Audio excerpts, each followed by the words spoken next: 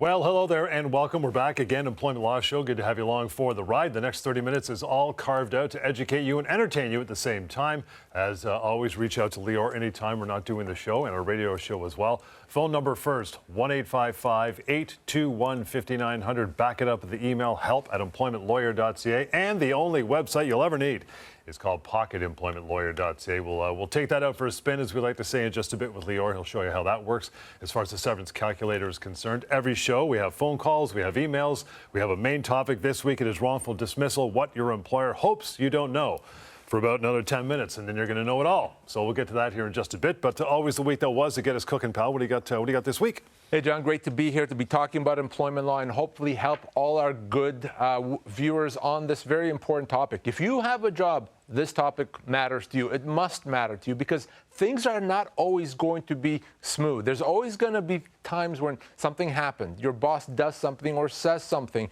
Your job may change. Your hours may change. Maybe you've lost your job or put on a temporary layoff.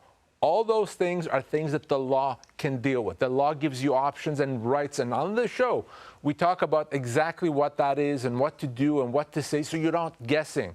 Oftentimes, and really it was the reason we started the show these years ago, people were doing what they thought was right in response to something happened in the workplace, and without realizing it, they would lose their rights. They would walk away from their rights. You're not going to do that because we're going to tell you what to do, what to say if you're facing a workplace issue. And of course, this is a 30-minute show. Beyond the 30-minute, you can reach me in the office by phone and email. We'll give you that contact information throughout the show so my team and I can roll up our sleeves and get to work to actually help you resolve those workplace issues. So let's start off with the situation that came across my desk. And this is a common story, and it always kind of makes me happy when this happens, and you'll understand why in a second. I spoke with a lady who unfortunately recently lost her job, and she was calling me because her employer was refusing to pay her accrued vacation pay. So she had about 3 or 4 days of vacation pay that were accrued from the previous year, and their employer says, we're not going to pay it to you. So she wanted to understand, well, do they have to pay it, and can I get that payment? Essentially, the employer said, well, you didn't use it, so you lost it. No, it doesn't work that way. The fact that she didn't take her vacation, she does not lose vacation pay. Same with you at home. You don't lose vacation pay. You can lose vacation time, not vacation pay. And in this case, she had to get paid when they let her go, all her accrued vacation pay. But this is where it gets interesting. I asked her a question. I said, well, tell me a bit about yourself and what the severance is that they've offered you.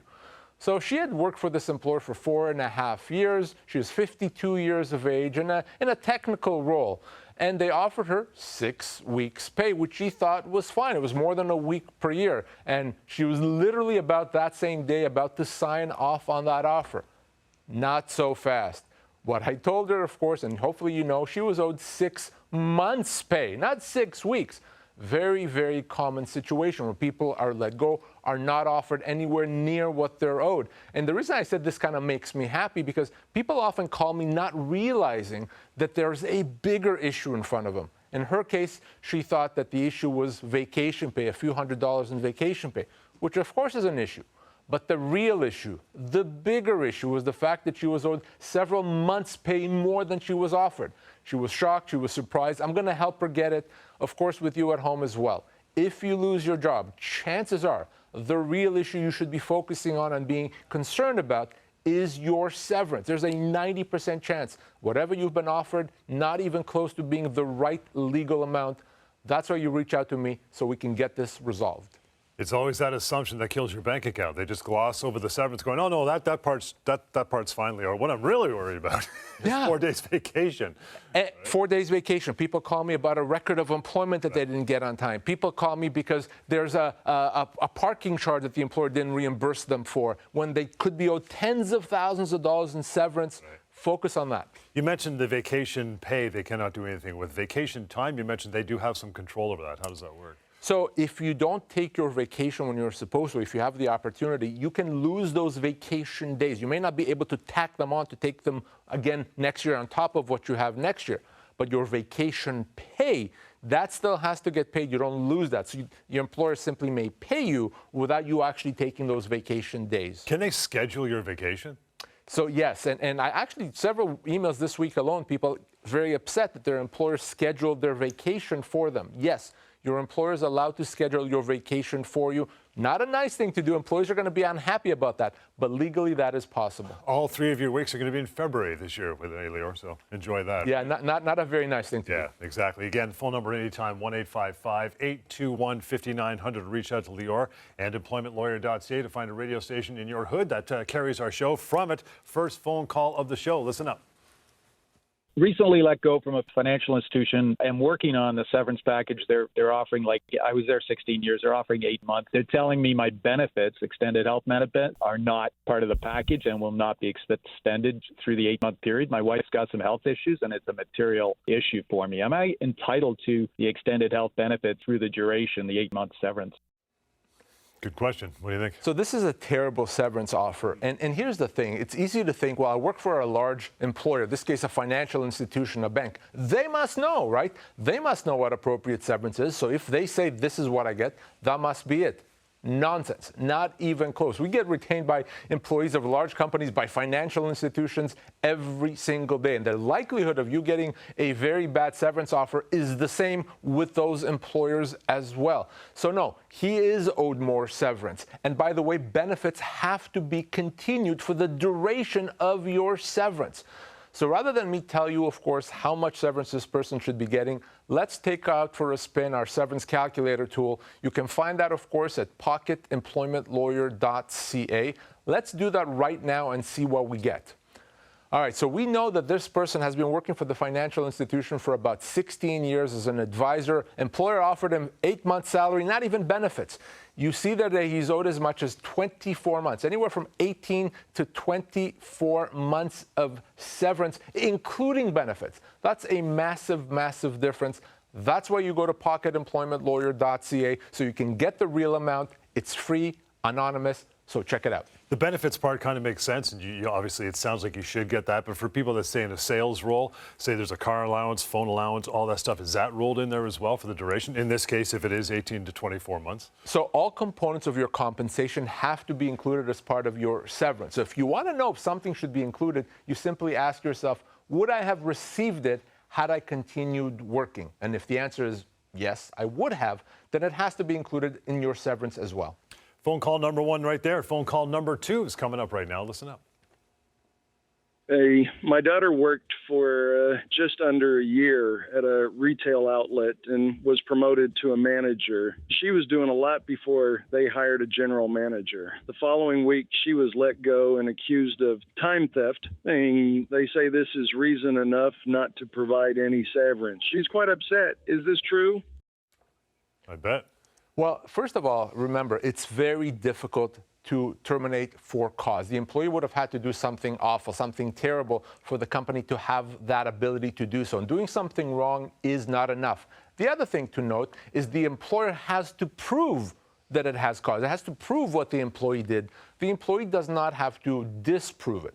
So when it comes to time theft, well, there's also levels of time theft. Strictly speaking, if I start work at 8 p.m. and I clock in at 8:05, that is time theft, okay? But it's not going to be cause. It's one of those things where the employer should say, don't do this again.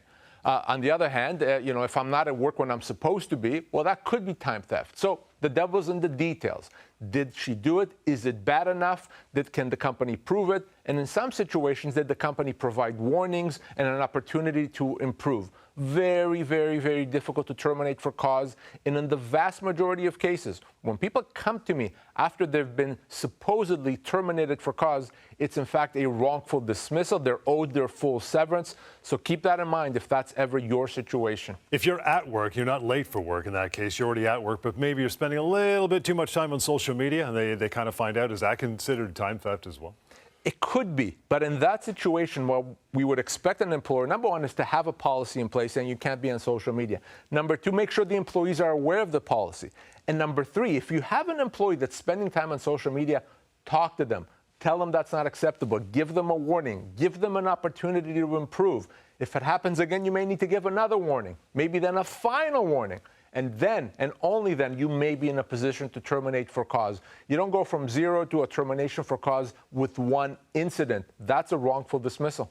The phone calls come in threes. The third one's on the other side of the break, as is our main topic, wrongful dismissal. What your employer hopes you don't know. That is on the other side. As we continue lots more of the employment law, she'll stay with us. People think contractors aren't owed severance. EmploymentLawyer.ca says that is a myth. Many contractors are actually employees and are entitled to full severance pay. Always check with the employment lawyer first at EmploymentLawyer.ca. How do you force insurance companies to pay long-term disability claims? Insurance companies deny legitimate claims all the time. They're playing the odds. They know that most people are just going to walk away. Your insurer may ignore you, they may even ignore your doctors, but they can't ignore us.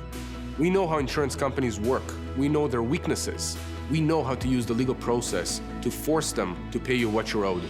Go to disabilityrights.ca. Discover your rights, fight back, and get what you're owed. People think you are only owed 2 weeks' pay when you lose your job. EmploymentLawyer.ca says that is a myth. You may be owed much more than 2 weeks per year. Don't settle for less. Always check with the employment lawyer first at EmploymentLawyer.ca.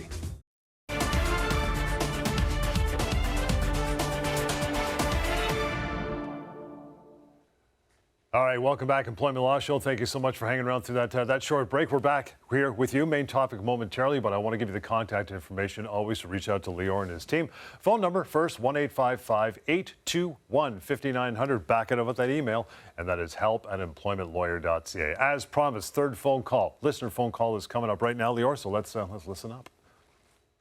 I've been working for a company for 34 years, and I was temporarily laid off. And they said, might bring me back, they might not. But the week before that, 3 younger employees were offered positions with another company because they were slow. So I'm just wondering, should I don't want to wait 35 weeks to get a severance package, basically. First time you've been laid off in your 34 years of employment? This is the first time.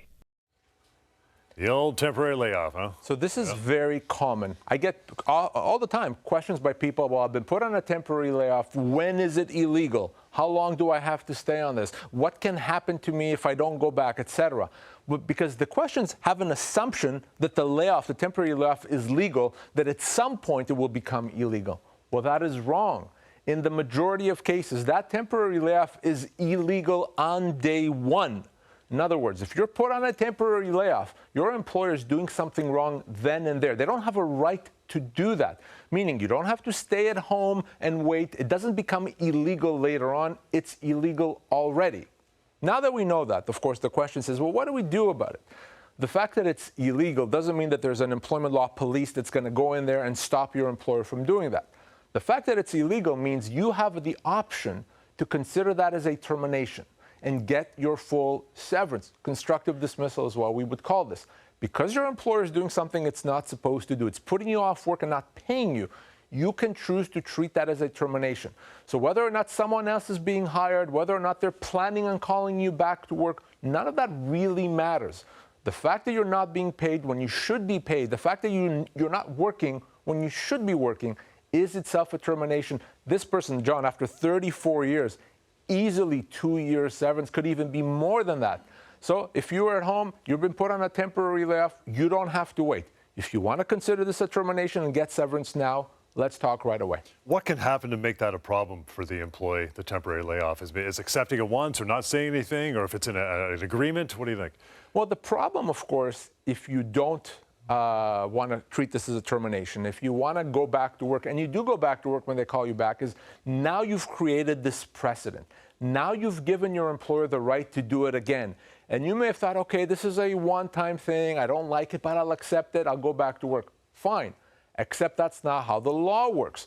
By accepting it, by giving your employer the ability to do something that otherwise it could not do, you're now considered to have accepted it, and they can do it again. And the second time they do it, the third time they do it, you won't be able to stop it. You won't be able to consider that as a termination. So seriously think about that. Of course, the other thing I want people to think about, John, is when you accept a job offer, an employment agreement, watch out for it. Is there a term in there that says that they have a right to put you on a temporary layoff? Because your employer, as I said, does not have a right to do that unless you agree to it in that employment agreement. Be very careful. Have me review that agreement before you sign it. All right, let's get our main topic, shall we? Wrongful dismissal, what your employer hopes you don't know. Number one is this: you're likely owed much more severance pay than what's offered, right? So wrongful dismissal, quick definition of that. The reason we're talking about severance, the reason John talked about severance now, when we talked about wrongful dismissal, it's because that is what a wrongful dismissal is. A wrongful dismissal is a situation when you're let go and you're not paid your proper severance. It has really very little to do with why you were let go. Even if the reason you were let go is not legitimate, that does not make it a wrongful dismissal if you got your severance. So a wrongful dismissal is a situation where you're not getting proper severance. And to John's point, in the vast majority of cases, well over 90%, and I'm being conservative, believe me, that severance offer, that piece of paper that outlines what the company wants to pay you, not even close to being adequate. In almost every case, maybe they offered you 3 months, 6 months, 12 months, whatever that amount is, it's likely a lot less than what the law says you should be getting, which is why the vast majority of people, when they lose their job, they're actually wrongfully dismissed. You may not have realized that. You may thought it's a big restructuring. I'm happy with the reason. I can't argue with it. You could easily have still been wrongfully dismissed because the severance offer you've received, very likely not adequate. Number two is this: Lior, employers often terminate for cause. Well, they do it to avoid paying severance. You know, makes sense. So when employers realize how much severance they're owed, holy cow, we owe this guy 18 months, 20, 24 months severance. Well, if we say we have cause, maybe we don't have to pay it. As I alluded to earlier, very difficult to terminate for cause. It's not enough for the company to show that you've done something wrong, or even that you've done a few things wrong. To terminate you for cause, the company would have to show that whatever you did, it's so bad that it's just not possible employing you anymore. It's a very, very high standard. So most companies try to do that to avoid severance, but they cannot do so legally. So you know what I'm going to say now. If the company you're working for tries to terminate you for cause and avoid paying you severance, you want to call me right away. We're talking about wrongful dismissal, the things that your employer does not want you to know. Short deadlines are used as a pressure tactic, right, to push you to accept lowball offers. Friday at 5. Get this back to me. So the first point I made is that the vast majority of people, when they're let go, are offered inadequate severance. But that's not bad enough, I guess, because the employer is going to say, well, you know the severance that we offered you, that's completely inadequate? You better sign this by Friday or you're not going to get it. It's a pressure tactic. That's all it is. And if you think about it, it makes no sense. They're offering you a lot less than what they owe you, and they're putting a deadline on it. How bad can that be? How ridiculous that is, I should say. It's ridiculous, it's inappropriate, but a lot of people fall for it because they feel they have no choice. They feel that pressure and they sign it only to then realize, holy cow, I made a huge mistake. I was owed another $55,000 and now they can't do anything about it. People call me every single week with that scenario. Don't let that happen to you. Nothing happens if you don't accept by that deadline. It's a pressure tactic. You need to get what you're owed regardless of that deadline. Well, that's the assumption. They figure if I don't sign, I'm going to get nothing. Never mind this lousy offer. I'm going to get nothing, right? And that's what your employer wants you to think. But that's what we're talking about, things that your employer may now want you to know. Yeah. But you know that now. It's a pressure tactic. You know, example I always love, you know, if I owe someone $100, I owe them $100. And I say, you know what, employee, you know what, friend of mine that I owe $100? I'm going to pay you $30 only, but only if you accept this by Friday. Well, that friend probably won't be my friend much longer, but they'll say to me, no, Lior, you owe me $100, so how about you just pay me that? Well, that's what employers are doing.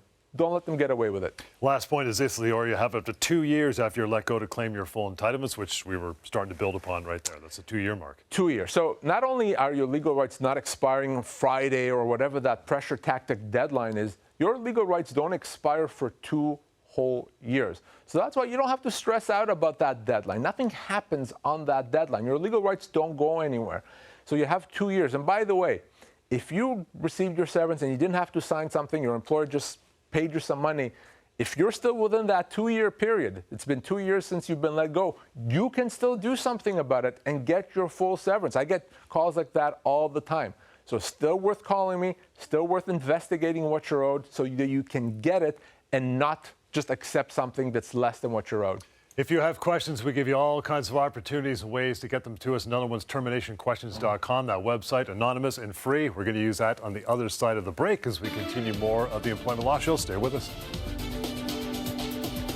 People think you have to sign back a severance offer by a deadline. EmploymentLawyer.ca says that is a myth. Deadlines are used as a pressure tactic. Make sure the offer is fair before you sign. Always check with the employment lawyer first at EmploymentLawyer.ca. Can insurance companies deny long-term disability claims for mental illness? When you're suffering from a mental health disability, insurance companies just don't understand. But we do. They can absolutely not force you back to work. If your doctors say you are not ready and you know you're not ready, they cannot make you go back to work. If you have a mental health disability and your claim is denied, don't give up. Give us a call and let us fight for you. Go to disabilityrights.ca. Discover your rights, fight back, and get what you're owed.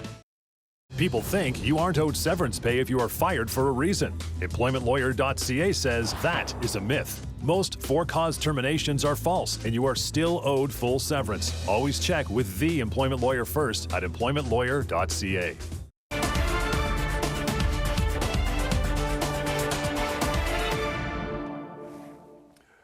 All right, welcome back. Employment Law Show continues. John Scholes, Lior Samfiru. Lior and his crew are the ones you want to reach out to with any employment law woes.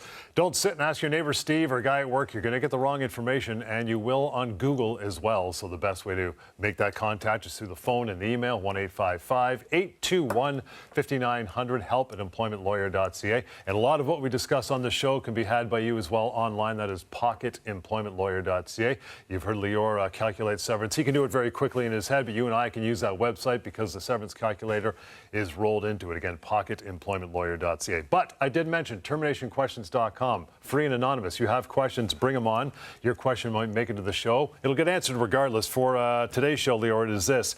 Says, I've been on a mental health leave for almost 6 months. My supervisor wasn't pleased with this as I'm in a specialized tech position, but permitted it with a doctor's note. Yesterday, I was informed I'd be let go. I was offered 8 weeks severance after 5 years with this company. This kind of feels inadequate. What can I do here? So, John, the first thing I'll say is this. If this person is still on a leave, they should not be let go unless it's part of a big restructuring where everyone's been let go, fine. If the company wants to bring someone else because they need the job done, they can do that, but they're not letting this person go. They would have to assess the ability to bring this person back when they're ready to come back to work. So in most cases, when you're let go while you're still on leave, not appropriate. That can only happen if there's no job for you when you're ready to come back, not before, okay? So right off the bat, this could be a human rights violation. It could potentially even be an employment standards violation. You at home as well, be mindful of not being let go while you're on a medical leave. The second thing, of course, is that of severance. We know, hopefully by now our regular viewers know, that this severance offer completely and totally and utterly inadequate. So not only is this a human rights violation, it's a wrongful dismissal as well because the person is owed more severance. Rather than tell you how much severance, I could do that easily, as John said. I want to show you how you can find out for yourself how much you or someone else is owed.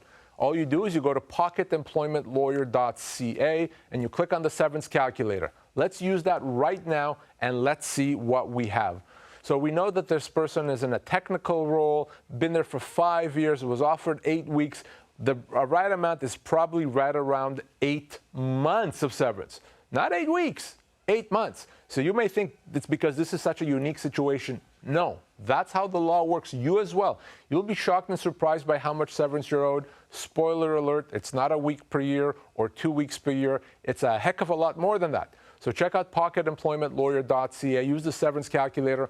Millions of Canadians have done so already. Check it out. You know what the interesting thing, or one of the interesting things, Lior, that sticks out to me about this question was 6 months leave, and they said, you know, my supervisor permitted it with the doctors. Oh, did they? Well, that's very nice of them. Yeah, as if the supervisor had a say, as if he made a decision. No. You're allowed to be off work if you have that doctor's note. Your employer doesn't have a say. They don't get to say yes or no. You're not asking for permission. You're telling your employer, here's my doctor's note. Says I need to be off for a month, 2 months, 6 months, so I will be back and I'll let you know when I'm ready to come back to work. There's no answer that you need from the company at that point. If your employer says no, if your employer says, well, think about it, that's not legal. If they give you a hard time, let me deal with it. Trust me, they'll respond differently to me. Ultimately, it comes down to what your doctor says. In addition to doing this show and the radio shows, and of course being a lawyer, Lior is a very busy guy. Does a ton of live streaming and other members of his crew as well. You'll want to catch up on Facebook, YouTube, LinkedIn, at ST Lawyers. At ST Lawyers is how you do that. And from the live stream question, Lior, for this week, my employer has told me that they will be reducing my hours to give more time to more senior staff. After 7 years, are they allowed to just make these changes? Does it matter that I'm a part-time employee? So remember the rule, John, and that is your employer does not have a right to make significant changes to terms of employment. So if they're reducing your hours, that's a significant change. So the question will always then become, well, how much are they reducing? Are they reducing you from 7 hours a day to 6.5? They may be able to get away with that. But generally speaking, once a reduction affects you to the tune of 10 or 15%, you're going to make 10 or 15% less income or even more than that, that's a constructive dismissal. It's not something your employer is allowed to do. But again, doesn't mean you can physically stop them. What it means is that's a constructive dismissal. You can treat that as a termination and get your full severance. And that severance could be quite substantial. It could be as much as 2 years' pay. And by the way, doesn't matter full-time, part-time, doesn't matter what the status is. If your employer is making significant changes to terms of employment, reduction in pay, reduction in hours, changing in shifts, demotions, all those things can absolutely be constructive dismissal and entitle you to severance. So if you're ever in that situation, before you do anything, before you walk out, before you accept, we need to talk.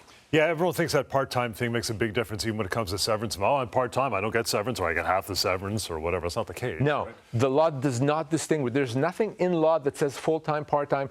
You're either an employee or you're not. And if you're an employee, you have all the rights of an employee, including the right to get full severance. Time to put Lior in the hot seat. Employment law rapid fire is coming up right now, so strap in. Here we go.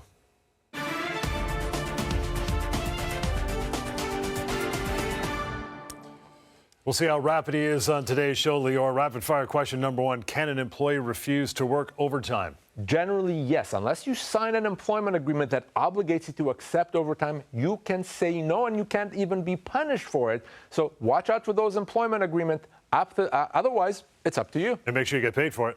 You have to get paid for overtime if you work more than 44 hours a week, time and a half. By the way, even if your employer is not asking you to work overtime, but you do it because you need to, they have to pay for it. Rapid fire number two. Can an employee be demoted due to performance reasons?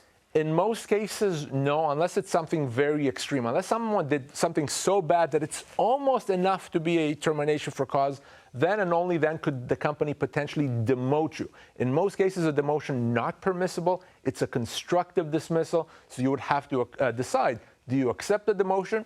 You don't want to, but do you accept it? Or do you treat that as a termination and get severance? Of course, before you run off and do that, call me. Can an employee refuse to sign a new employment contract? Absolutely, they can and they should. If you're asked to sign a new employment agreement, a new employment contract, bad news, not something you want to do. If you do that, you could be walking away and giving up entitlements. Let me see it before you sign it. Fourth question, and employees love this one. Can an employee be forced to relocate somewhere else? Well, if it's a minor relocation, John, if it's one of those things where you're relocating a few minutes away, they may be able to get away with it. On the other hand, John, if it's really one of those cases where it's an hour plus, no, that's a constructive dismissal. I use that hour as the threshold. If the relocation is more than an hour away, we're talking potentially constructive dismissal. Last one, pal. Can an employee be placed on an unpaid suspension? The answer is no. And in a non-unionized setting, there's no automatic right to put someone on an unpaid suspension. If you're put on an unpaid suspension, again, kind of like a temporary layoff, not legal, could easily be a constructive dismissal. And we got through it for this week once again. Thank you so much for your contributions. You want to tune into our radio show, send some correspondence to us, you could do that. Start with a phone call, by the way, to reach Lior, 1-855-821-5900. help@employmentlawyer.ca is the email address. And that website, the only one you need, remember, pocketemploymentlawyer.ca. Thank you so much for joining us. Do it again next week. We'll tackle something else and inform you even more with your employment law rights. So until then, have a wonderful weekend.